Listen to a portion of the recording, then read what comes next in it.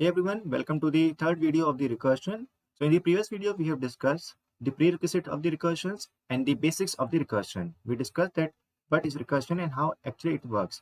We take this example where we printed the hello n times. Okay, so if you not watched the videos, please find the link of those videos in the recursion playlist. You can find in the video description below. So do watch them.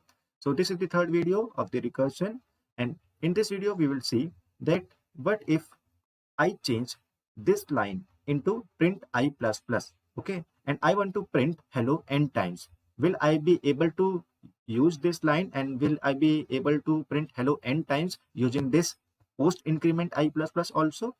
And I will also discuss what if I want to print hello just by using this function called print n. That is, from the main function, I just do not want to send this one, okay, I just want to send one parameter, that is n, okay. Then how I can print this hello, okay, and I'll discuss recursion tree, okay, what is recursion tree, and I'll also discuss how we can find the time and space complexities of the recursive code, okay, in a very simple manner, okay. So let's see. So this was the code that was actually working, where we have used the pre-increment I, okay, and this code was working fine, okay. So if I give any value of the n, let's say n equal to 4, okay, so hello was printed 4 times, okay. Now what if I change this I as I plus plus, that is I am using the post increment, okay, then let's see will it work or not, okay. So let's say if I enter n equal to 4, okay, so see this hello is being printed, but it is being printed infinite number of times. So this is like an infinite recursion, okay. This infinite recursion is not going to be stopped, okay. So this is going to be stopped, as we have seen in the previous video, when the stack will be overflowed, right, and the program will actually crash, okay. So it seems that this I plus plus is not working, but we are updating the value of the I, okay. So why it is not working? So let's see the reason, and see here the program has crashed, okay. We have reached to the segmentation fault and the stack overflow problem, okay. So let's understand the reason.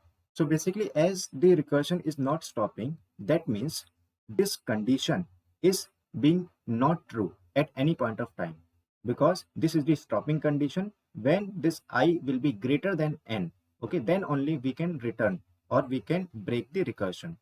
So that means this condition is never true. And when can be the situation that this condition can never be true? When I is not crossing the n, right?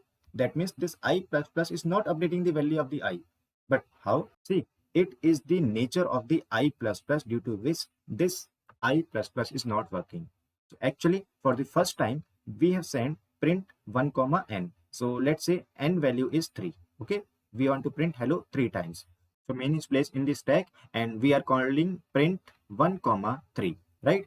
So first function call is made, okay, inside this you can say stack 1 comma 3, okay. I hope you remember that we have to just write this main and this code, okay. We do not have to write these you can say function calls again and again, okay. This is the function call, okay, that are being made inside the stack, okay. This is just for the understanding, okay. So 1 comma 3 is called, and I value is 1, right. Now this condition will only be false when I will cross 3, okay. So let's say when I is like 4, okay, then this condition will be false, okay. So currently I is 1 is greater than 3, no. So we'll print hello, okay. So it is printed for the first time. Now print I plus plus. So this I plus plus is saying first use the value of the I, okay, and after that you can increment the value of I, okay. That means first use the value of I means I value is 1, right. So I will use the value of I in this function called 1 comma n is it is same 3.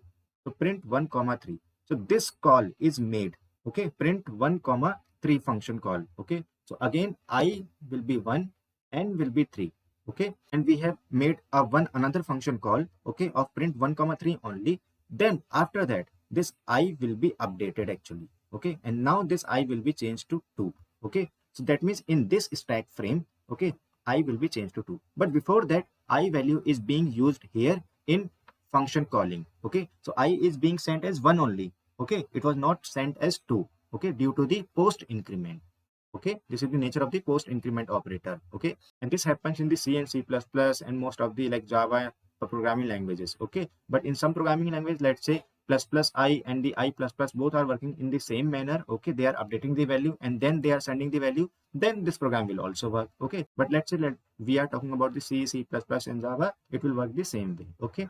So now if I is greater than n, again 1 will not be greater than n, okay, because I is not being updated. So again this hello will be printed, and now print I plus plus. So I is 1, again this will say okay, I is 1 and this is 3, okay. So again the value of I will not be made 2, it will be made after we have made another function call, okay. Here again the function call will be made with as print 1 comma 3, okay, and I will be 1, okay, this I is 1. So again 1 will be less than 3, okay, 1 is not greater than 3, so that's why this will be printed again, right. So this will keep on going again and again, okay. So that means infinite number of function call will be placed on the stack, and when the stack will be overflowed, this program will crash, okay. So that's why this I plus plus will not work, okay. Now let's see how we can print the hello using this format. That is, we want to just send the value of the n from the main function. We do not want to send this 1, okay, from the main function. Can we print the hello again using this function call? So basically we have this function called print n, okay. Let's say user enter n equal to 3. So we want to print 3 times, right? Now we know that n is 3, okay, and we have to print 3 times. So let's say if we decrement this n, okay, till a particular limit, can we achieve this, that we want to print hello n times? So let's say if we want to decrement n, so let's say for n equal to 3 we will print hello, then we will decrement n, so it will become 2, then we will print hello, then we will decrement this to 1, then we will print hello, and then we will decrement it to 0, okay, because we have printed hello 3 times, okay. So when n will reach 0, we will stop, okay. So I think we can do this way also, right? So that means n will go here, okay, and we will again call this recursion, okay, recursion again and again, but with decrementing the value of the n, okay. So it will be minus minus n, right? So n will somehow reach to, you can say 0 by decrementing the value of n, okay. So n will be 3, then it will be 2, okay, then 2, then 1, then 0, okay. So when n, okay, this n in any of the function call, it will be equal to 0, then we will say return. That means do not come to this print statement, okay. So this is the actually solution for this question, simple solution, okay. We have to just see that till what particular limit we have to reach, okay, from the given input, okay, and can I reframe that thing into my recursive function call, and how I can actually build that recursive call. That is the main thing that we have to understand, or we have to think in the recursion, okay. This recursion function call, that is the main thing that you have to understand, okay. So let's see, will it work? So we have written this program, and now let's compile and run this program, okay. So let me enter the value of n as 4. So here you can see 4 times hello is printed, okay. And if I compile and run this program again, and let's say if I enter n equal to 6, okay, so here you can see 1 2 3 4 5 6 times hello is being printed. So that means this program is working fine. Now if you change this minus minus n to n minus minus, then you know that this program will not work, okay, because the value of the n will not be updated. If n is 3, it will remain 3 in each of the function call, so n will not reach to 0, okay. You can run this by yourself, and you can see it will lead to infinite recursion, okay.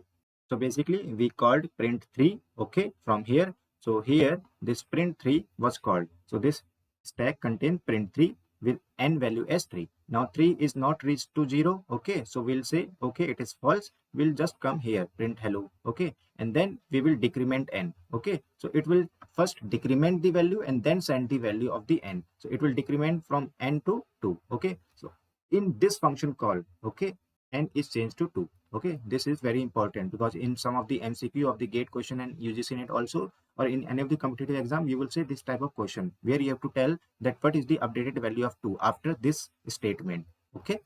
Now print 2 will be called, 2 is sent, okay, and here this n is 2, right. So this 2 is equal to 0, no, so we'll print hello, okay, and then we will again decrement. So from 2, now n will be made as 1 in this function call only, okay.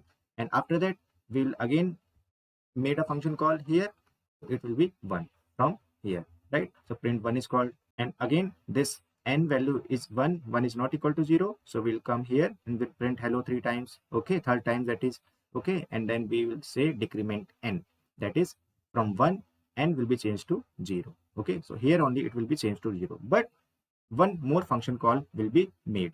So here 0 will be sent, and now n is equal to 0, so this function call will return from here only, okay. So it will go here, okay, because from this point, okay, we have come here, so we'll go to the here, and if there is any other instruction here, that will be executed, okay, because there is no other instruction, so we'll again return. So in this function we have come from where? We have come from here, okay. Now there is no further instruction, so again we will return, because this print2 function, okay, it is over, so we'll again come here, right, because there is no such statement after this, okay, this function call, so we'll again return and we'll return here, okay. That means one by one, okay, stack will unwind and it will return to me, okay? So this is the way that how this hello can be printed n times using this just one parameter, okay. Now let's understand what is recursion tree. So basically recursion tree is a diagrammatic form to represent the various function call which are made during the recursion, okay. So here you can see in this code, okay, various function call was done, okay, and we have placed them on the stack, okay. So other than the stack, we have another approach, that is the recursion tree, okay, that is the diagrammatic form to represent these function calls, okay. And how we can draw that recursion tree? So basically main was the first function that was called. Now main called print3, okay. For this example, print3 function called which function call? Print2, okay. So this was the next function call, okay, from the print3. Then print2, okay, print2 call which function? Print1. And then we come here, okay. Now inside print1, this was the another function call that was done by the print1, so print0 was made, right. And when we come to the print0 function, okay, then there was no further function call because 0 was equal to 0, okay. So we'll return from here, right. So similarly, as we were showing in the, you can say, stack, the same thing we are showing with the help of recursion tree, but this is the another form, okay. So somewhere we will be using the recursion tree because it will be easy to understand using the recursion tree, okay. We will not draw a stack again and again, okay. But this both things, recursion tree and the stack method, okay, you should know very well because both help in one or the other way, okay. So yeah, this was all about this recursion tree. Now the last thing is how to find the time and space complexity of the recursive code, okay. So basically for finding the time complexity of the recursive code, you should know two things. First, the total number of recursive function calls that are made, okay, by your recursive code, okay. So let's say that is count, and you should know what is the time taken in each function call, okay. Let's say that is saved as the cost. So total time complexity will be total number of function calls into the time taken in each function call, okay. And for finding the space complexity, you will take the help of the stack, okay, and you will see how many maximum number of function calls they are being placed on the stack, okay. That will help you to find the space complexity, okay. If you do not know what is time and space complexity, you can check my videos on the time and space complexity in the design and analysis of algorithm playlist, okay. In that I have explained very well what is time and space complexity, okay. So basically time complexity means the total time taken, okay, by your function or by your method or by your approach, okay. And the space complexity means what extra space, okay, inside the main memory has been taken by your code, okay. So for iterative codes, there is a different way to find the time and space complexity, and for recursive code, there is a different way, okay. And this is one of the basic approach, okay, by which we can find the time complexity and the space complexity of the recursion, okay. So let's see. So let's see it with using our previous example. So basically in this code, okay, we were printing hello n times, right? So let's say if n is 3, then how many function call were being made? So for n equal to 3, you can see one function call, okay, one print function call was made, second, third, okay, and this is 4, okay. We are not taking this main into account because this is the simple main has to be called, okay. After that, this was the recursive code, okay. This was the recursive code that we have to treat to find the time and space complexity. Okay, so this print function, okay, for n equal to 3 was called 4 times. 1 2 3 4. Okay, so for n equal to 3 this was called 4 times. Okay, now if n is 4, okay, n is 4, then how many times the function call will be made? So basically if n is 4, then the first time this will be 4, okay, then it will be 3, then it will be sent as 2, okay, then it will be sent as 1, and then there will be one more function call, okay, where I will be calling print 0, right? So basically for n equal to 3 these were the function call. For n equal to 4 we will have one more function called print 4, and then we have all these previous functions called, right? So one more function call means n equal to 4, 1 2 3 4 5, total 5 function call.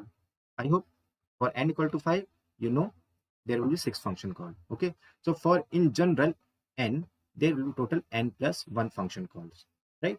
So for finding the time complexity we should know total number of function call. Total number of function call are n plus 1. Okay, multiply, we should know what is the time taken in each of the function call. So basically when we are calling any function call, okay, let's say for the first time, let's say the function was called, okay, so we were comparing this n with 0, okay, and if it not 0 then we are printing this cout hello. Okay, so in the time and space complexity videos I have told you that we do not take this input and output instructions to find the time and space complexity. Okay, we can just remove them, or we can say just they take unit amount of time, 1 unit amount of time. Okay, now this comparison instruction, this will also take 1 unit amount of time. Okay, this is a simple basic operation. Okay, so that means you can simply say 1 unit amount of time is being taken. Okay, and we are not taking this input and output instruction into account. Okay, again here also this comparison will be done. Okay, here also this comparison will be done before this function call. Okay, so before function calls these extra work is being done, okay, in each of the function call. So we can say 1 unit amount of work is being done. This will be total n plus 1. Okay, and you know, to find it time complexity we say order of, okay, we can remove the constant, we can say order of n. So the total time taken or the time complexity of this code is big O of n. Okay, or you can simply call as theta of n also. Okay, then last thing is what is the space complexity. So space complexity means what extra space is being taken in the stack, okay, to run this program. Okay, while this program was running, then how much function call they were placed on the stack. So here you can see 1 2 3 4. For n equal to 3, 4 function call was placed. For n equal to 4, okay, there were total 5 function calls. So on the stack there will be total 5 function calls. Okay, so that means something like n plus 1 function call will be placed, okay, for any value of n. Okay, so if I write order of n plus 1, this will be same as order of n. Okay, so you can say simple, the n function calls are being placed on the stack, okay, while this recursive code is being executed. So yeah, this was all about the time and space complexity of the recursive code. We'll see more in the upcoming videos. And if you want to know more about the time and space complexity of the recursive code, that how we can find them, you can check my videos in the design and algorithm playlist. Okay, so in that video I have told that there are many other methods also, and basically this step, that is finding the total number of recursive function call in the recursive code, this is very important. Okay, and many times we have to find this, that how we can find this total number of recursive function call. So basically for finding the time and space complexity for the complex codes, okay, the method is first we should write the recurrence relation given a code, okay, from a code, and then we should solve this recurrence relation. Okay, and there are many methods. Okay, I have discussed about the master method, substitution method, and recursion tree method to solve the recurrence relation, and by which we can find the time and space complexity. Okay, so this I have discussed in the playlist of the design and analysis of algorithm. You can watch those videos. So in the next video we'll discuss more problems based on the recursion. So do like, comment, share in these videos, and subscribe to the channel and press the bell icon for further notification of the video. See you in the next video. Till then, goodbye.